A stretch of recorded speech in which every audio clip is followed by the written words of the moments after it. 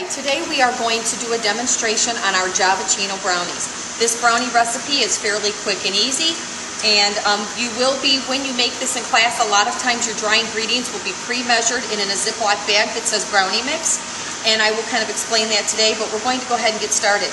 Now the recipe calls for 2 cups of chocolate chips, and those must be divided. So that means, and it tells you 1 cup is for a topping on top of the brownies, and 1 cup gets melted. All right. You also are using a 9x13 pan, and you need to spray that with cooking spray. So I've already prepped the pan, and that is ready to go. So the first thing we need to do is we are going to melt 1 cup of chocolate chips. And again, this cup is for later. And we are going to measure a 1/2 cup of butter.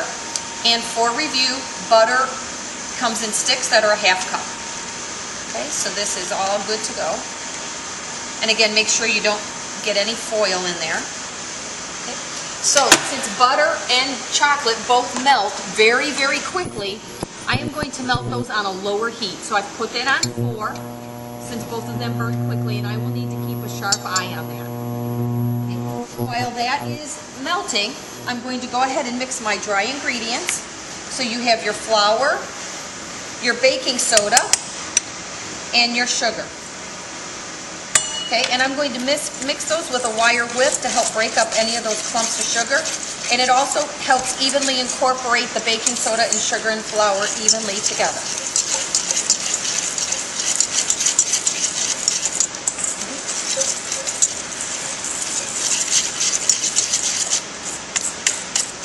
And again, any little clumps of sugar that are left in here will be dissolved when they get mixed with the hot liquid. Okay. So at this point, we will be back when our chocolate chips and butter are back, and our chocolate chips and our butter are all melted. So now we're going to crack our eggs in there, and I'm going to crack them into this measuring cup rather than dirty another bowl, because we always want to make sure that there are no shells in there. Okay. So now you're going to add the eggs one at a time, stirring constantly, because remember, you don't want to scramble the eggs. And if that chocolate is super hot, that's exactly what it'll do, and you'll have scrambled eggs in your brownies. Not quite the surprise our customers are looking for. Okay, so the first egg is nice and incorporated. So we'll go to egg number 2. Okay, no shell. We're a shell-free bakery here.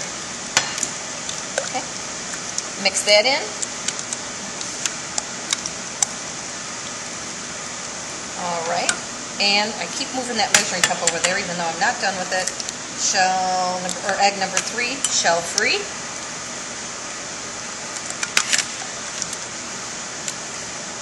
So mix that all together. And what's nice about this brownie recipe is this is the only, you don't need to get any bowls out other than for the flour. And when we're in Javaccino, we usually have that pre-mixed in a Ziploc bag. So this is really all you need. That little piece of yolk still needs to get incorporated. Now we're going to add the vanilla. Now some students forget to add the vanilla at this point and try to add it after we've added the flour. That's very tough to do because the vanilla does not mix in well when the dry ingredients are already mixed in. Okay? So everything's mixed. Now we will add our dry ingredients.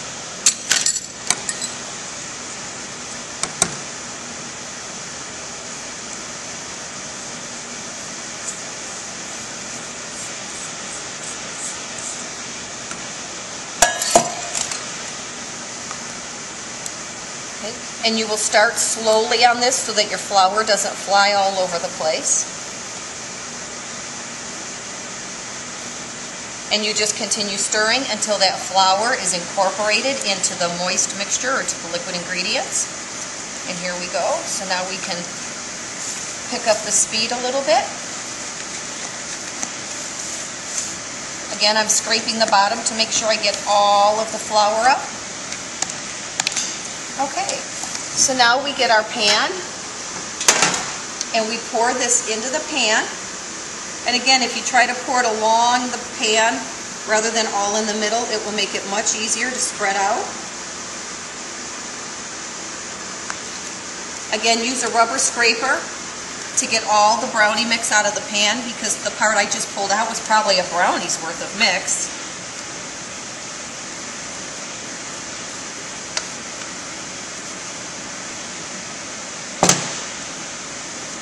Okay, and I don't have a knife handy, so I'm just going to scrape this off with another rubber scraper.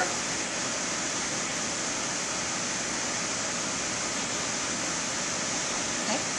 Now, again, I'm going to. You can use a rubber scraper like I am, using the back of it, or you can use a straight edge spatula to spread this.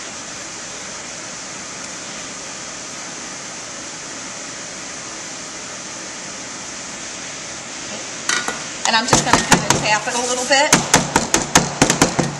to get that to level out.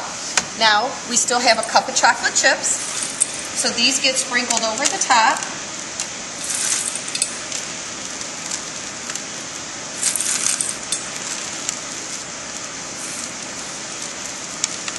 You want to make sure you've got the places that are typically neglected are the edges and corners, so I'm going to make sure that I've gotten those. And then I'll go ahead and fill in the middle. Okay. And then lastly, we have our chopped pecans. These go on much lighter.